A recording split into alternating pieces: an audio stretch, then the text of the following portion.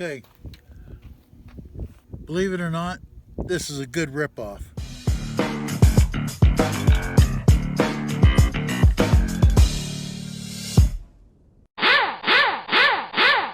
Okay, welcome back. This one's a little different, but you know how I do it. I do both sides of the story, the good and the bad. This is the good side.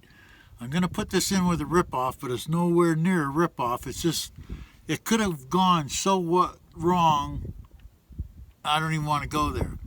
Anyway, what happened was Brad, Brad from the gas station, he took his truck in to get it serviced and a timing belt changed. So they changed the timing belt.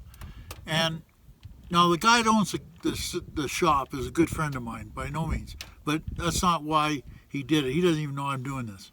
And what they did was he put the belt on wrong and bent a couple valves in the engine because it's an interference motor, which I'll explain in a minute.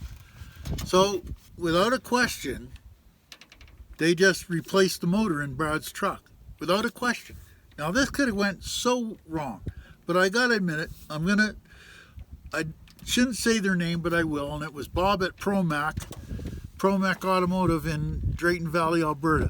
They didn't have to do that. Well, they did have to do it, but they did it, took care of it, done it, finished it, and made it all right. And that, I've been on the case about people getting ripped off. Well, I got to tell you that there is good ones out there still. Believe me, there is. There's a lot of good ones out there. And I just want to tell you about that.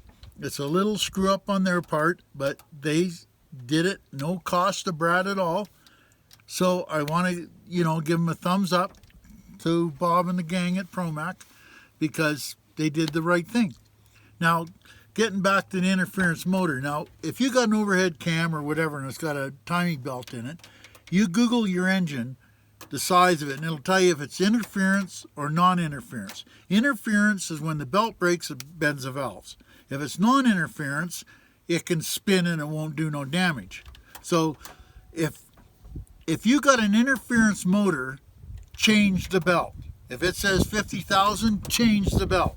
I know it costs a lot of money, but when you go and bend a valve or something, it's thousands of dollars. So that's a little work you can do. Just check your car or truck or whatever. If it's interference, change the timing belt. Not the fan belts. I'm talking a timing belt. So there's two types, interference and non-interference. So non-interference is not a big deal. You can drive till the belt breaks and then put one on. It doesn't matter because it's not going to damage anything. But the interference one will, and you have to change the belt. So I just got to give it to Bob and the gang over at Promech. They did the right thing. They made Brad happy. They made me happy. And it could have went into a nightmare very easily because the guys that watch my channel like Z-Man and that, they know exactly where this could have went. So just 2 thumbs up to Bob and the gang. Thank you very much.